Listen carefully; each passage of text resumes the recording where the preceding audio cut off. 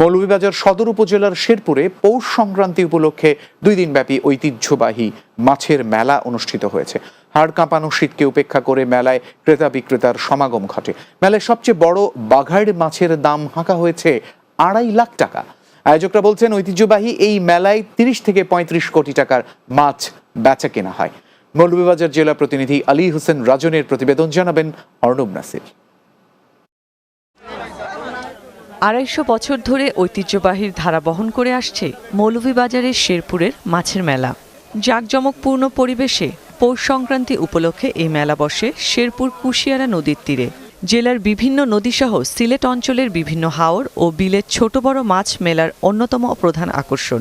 মাছ ছাড়াও গ্রাম বাংলার ঐতিহ্যবাহী নানা মুখরোচক খাবার, মাটির তৈরি আসবাবপত্র, খেলনা, অলংকার, ফার্নিচার, গৃহস্থলী সামগ্রী সহ বিভিন্ন পণ্যের অস্থায়ী পসরা বসে মেলা ঘিরে। বড় বড় মাছ হয়, আমরা পছন্দ লাগে যে এটা কিনিয়া নেই। আমি আসছি শেরপুর মাছের মেলায় মাছ কেনার জন্য। যদি বুঝে পরে আমরা মাছ কিনবো। বাঘাইড় মাছ 30,000 টাকা, ওজন প্রায় 22 কেজি। মৎস্যজীবীরা এই মেলায় মাছ বিক্রির জন্য 8 থেকে 9 মাস আগেই বড় বড় মাছ সংগ্রহ করে রাখেন।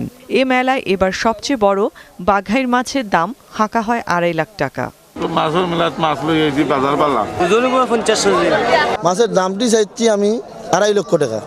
আয়োজকরা জানান, 200 বছর ধরে ঐতিহ্যবাহী এই মাছের মেলা সিলেট বিভাগের সবচেয়ে বড় মেলা হিসেবে গণ্য করা হয়। এখানে প্রত্যেক বছরই পৌষ সংক্রান্তি উপলক্ষে মাছের মেলা স্থান হয়, কিন্তু আমরা দুঃখজনক হলো সত্য যে আসলে মেলা পরিচালনার জন্য নির্দিষ্ট কোনো স্থান নেই। মাছের ঐতিহ্যবাহী মেলা এই সিলেট বিভাগের এবং দেশের বিভিন্ন প্রান্ত থেকে মাছগুলা নিয়ে আসে। ওরা মাছগুলো 8-9 মাস তবর রিজার্ভ করে রাখে এই মাছের মেলাতে মাছ বিক্রি করার জন্য।